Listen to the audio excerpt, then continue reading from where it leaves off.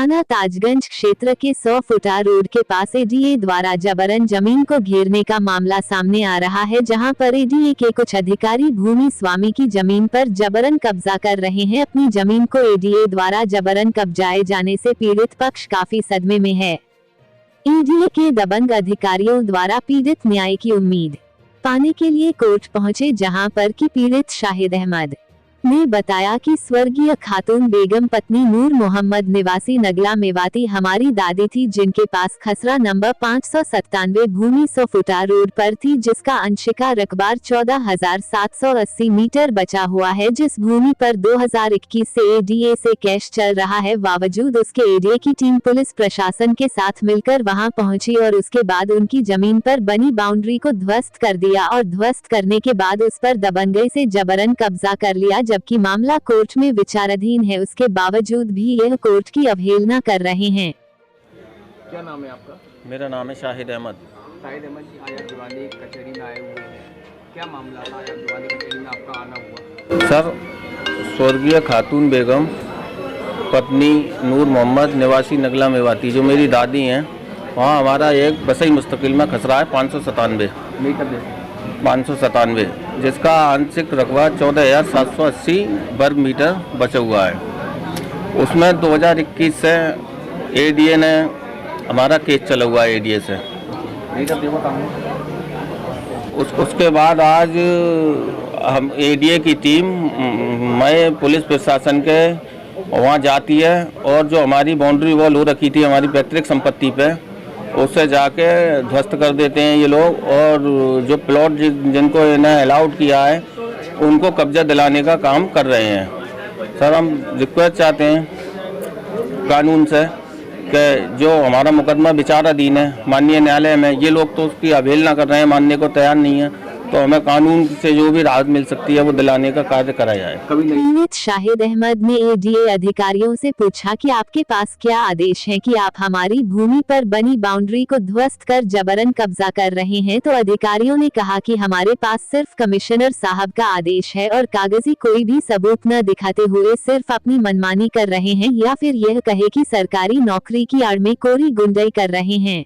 पूछा कि कोई आदेश दिखाओ, आपके पास आदेश है, तो ये तो कह रहे थे कमिश्नर साहब का आदेश है, लेकिन इन्हें हमें दिखाने की जरूरत नहीं समझी, कह रहे। और हमारे पास जो भी कागज हैं माननीय न्यायालय के, इलाहाबाद हाईकोर्ट का डायरेक्शन भी है हमारे पास, उसके बारे में भी हमने इन्हें बताया, तो उसको ये मानने के लिए तैयार नहीं है। कौन लोग थे एडीए के? कितने लोग आए हुए? एडीए के करीब मान लीजिए आप 20-25 लोग हैं, बाकी पीएसी फोर्स है, नज़दीकी चौकी थाने का फोर्स है, और एडीए के कर्मचारी और बाबू लोग जो हैं, नाम से सर हम वाकिफ नहीं है, वो हैं। पीड़ित पक्ष के अधिवक्ता रमाशंकर राजपूत ने बताया कि उनकी प्रॉपर्टी जो कि एडीए द्वारा बनाए गए 100 फुटा रोड पर है, जो कि खातून बेगम के नाम से है, उनकी मृत्यु के बाद वह प्रॉपर्टी उनके बेटों के नाम हो चुकी है, जिस प्रॉपर्टी का बचा हुआ कुछ हिस्सा कोर्ट में विचाराधीन है, जिसका कि कोर्ट में कैसे चल रहा है, और जब कोई केस कोर्ट में चलता है तो कोर्ट ही उसे अपने तरीके से निपटाती है। लेकिन एडीए के कुछ दबंग अधिकारियों ने कोर्ट की अवहेलना करते हुए नजदीकी थाना पुलिस को ले जाकर पीड़ित पक्ष की भूमि पर जबरन कब्जा कर लिया है। थाना ताजगंज का एक मामला आया है सामने,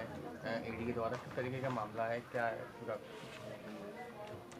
ये स्वर्गीय श्रीमती खातून बेगम ये मुसम्मत थी, और ये आराजी खसरा नंबर 597, 593, 572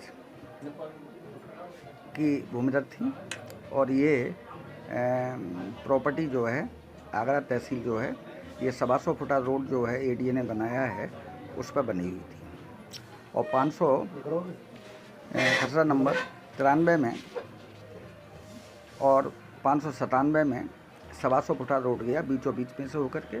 आंशिक हिस्सा एडीए ने एक्वायर किया, जिसमें इनका 11 बीघा समथिंग था, जिसमें से 4 बीघा कुछ बिस्वा अधिकृत की गई। उसका मुआवजा जो है 7 या 6 लाख के करीब जो है श्रीमती खातून बेगम को प्राप्त हुआ। उनकी मृत्यु के बाद उनके बेटे जहूर अहमद, रईस अहमद और उनके नाती शाहिद, राशिद, शकीर, सोहेल, साहिल, अमन ये रिकॉर्डेड हो गए। जब ये देखा कि ये प्रॉपर्टी का आंशिक हिस्सा एक्वायर हुआ है, उसके बाद में काश्तकार के बेटों ने जहूर अहमद बनाम एडीए एक मुकदमा 84/2021 दीवानी न्यायालय में डाला, जो न्यायालय सिविल जज के यहाँ विचाराधीन है।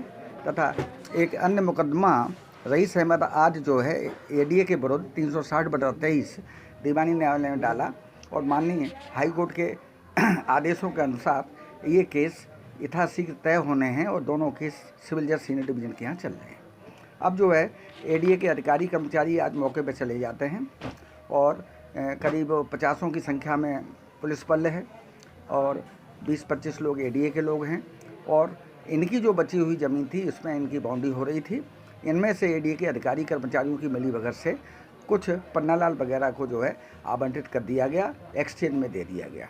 उनको कब्जा दिलाने के लिए आज पुलिस बल वगैरह मौके पर पहुंचा है और वहां पर जो है इनकी दीवारें वगैरह और जो मटेरियल बिल्डिंग था उसमें करीब 3-4 लाख का था, उसको नष्ट कर दिया। इन लोगों ने सारे कागज़ दिखाए, इनकी सुनवाई नहीं की गई। इन्होंने जो है अप्रोच किया और ये एडीए के चपरासी से लेकर के बाबू, इंस्पेक्टर, जेई, अधिशासी अभियंता, संपत्ति अधिकारी, यहाँ तक के बीसी आज जो है इसमें इन्वॉल्व हैं। करोड़ों का घपला हुआ है और ये लोग जो है बलपूर्वक इनकी संपत्ति को नष्ट किया है और इनको जो है लाखों रुपए का नुकसान पहुंचाया है।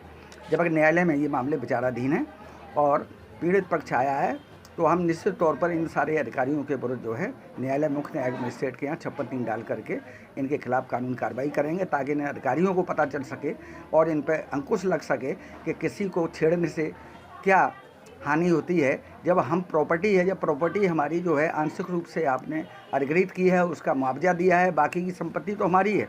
खतौनी में हमारा नाम दर्ज चला आ रहा है। अमीन मौके पे गया 2-2 बार, उसने मौका मायना किया है। वर्तमान में ये संपत्ति हमारी है, इसलिए हम पीड़ित पक्ष की ओर से जो है कार्रवाई करने के लिए अधिकृत किए गए हैं। पीड़ित पक्ष का कहना है कि अगर एडीए के पास किसी प्रकार का कोई कोर्ट का आदेश है कि वह भूमि एडीए की है तो वो हमें दिखाएं, लेकिन एडीए के पास कोई भी साक्ष्य नहीं है। ये सिर्फ एक कोरी गुंडाई है, जिससे परेशान होकर पीड़ित पक्ष ने कोर्ट में न्याय की गुहार लगाई है।